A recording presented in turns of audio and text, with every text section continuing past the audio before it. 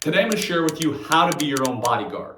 So this is an important bodyguard tip that you need to know. So I am former CIA officer Jason Hanson. I'm the New York Times bestselling author of Spy Secrets That Can Save Your Life. And I own, among many things, I do a lot of training, but I also have a bodyguard company. And we do celebrities, musicians, etc., names you would recognize, but obviously I can't say due to confidentiality. So I do bodyguard training. So these are people who want to go in the executive protection world, become bodyguards to celebrities overseas, and they come out and train with me. And one of the things when we're talking about this training is they say, okay, you've got the protectee, you got the principal, right? And let's say you are by yourself, you've got famous celebrity here, you see nut job coming in here, nut job pulls out a knife, maybe he's got a tire iron or whatever. Do you grab the celebrity and immediately escape, cover and protect, or do you go try and take out the threat? So the Secret Service obviously has a tremendous amount of agents because of course it's the US government, they have an unlimited budget basically. Nice when you can print your own money, isn't it? So the Secret Service, every presidential detailee person who's protecting the president, they have an assignment. So one guy's job maybe to cover and evacuate. Hey, if bullets start flying, if there's some kind of threat, you two guys are gonna cover the president, you're gonna evacuate him into the limo, you're gonna take him to XYZ location, and hey, you guys, you're gonna go shoot the threat, stop the threat, take down the threat, whatever. Everybody has their own assignment. Again, because the Secret Service has a lot of people. But guess what I can tell you? In real celebrity protection details, it's usually just gonna be you by yourself, maybe two people if you're lucky, but you're not gonna have a whole host of Secret Service agents around you. So when I tell the guys this, to say, okay, so what are you gonna do? Again, you're walking down the street, some crazy guy's coming towards you, pulls out a tire iron, threatening or whatever, and the person you're protecting is right here. Are you gonna grab them and run away with them? Because remember, that guy's close. Or are you gonna go confront the threat, however that means? Maybe it means using a firearm, if you're allowed to in the place you're in. Maybe it's going hand to hand, whatever. And guess what? When I ask this question, I get mixed answers. Some people say, well, obviously, you're gonna cover and evacuate the person you're protecting. Or no, obviously you're gonna go confront the threat. Well, here is the answer. If you're protecting someone and that threat is close enough, you need to go stop the threat. Because if I turn my back to this threat and I grab the protectee and I'm trying to get away, people can move fast when they're that close. They could end up stabbing me in the back. They could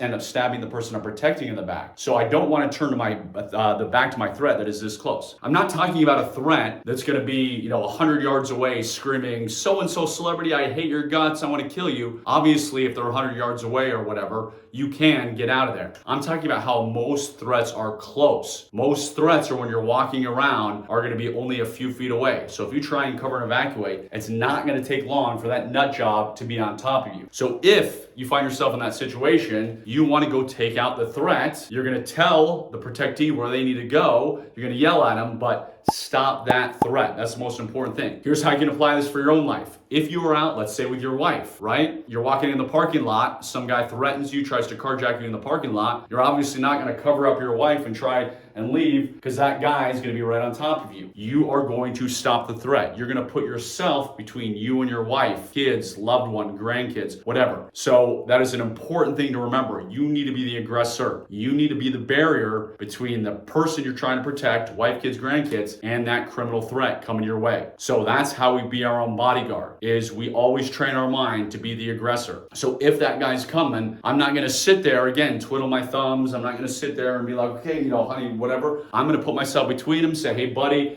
back off or whatever. Starts coming and I do feel there is a serious threat. He just pulls out a knife, threatens to kill me, whatever, then obviously I'm drawing my gun and I do what I need to do. But you are the bodyguard in your family. Make sure and put yourself between the threat. Cover and evacuate if you can, but you better make sure that threat is way far off. Same thing like a road rage incident. If some guy's honking, you have the car to protect you. You can drive away, you can slow down, you can get into there. Yes, but when you're out and about on the streets, when you've just come out of the dinner or Walmart parking lot or whatever, and they're right on top of you, you cannot cover and evacuate. You have to stop that threat and go right towards it. Hope that makes sense. I hope you never find yourself in that position, but if you want to know more ways to protect your family, definitely click on the link below. As I mentioned earlier, I am former CIA officer Jason Hanson. Make sure you like, subscribe, turn on that ring notification, and also make sure you always carry a weapon, whether it's a gun, whether it's a knife or knives, and of course a tactical pen. So have many ways to protect and defend yourself in the crazy world we live in. God bless you, God bless your family.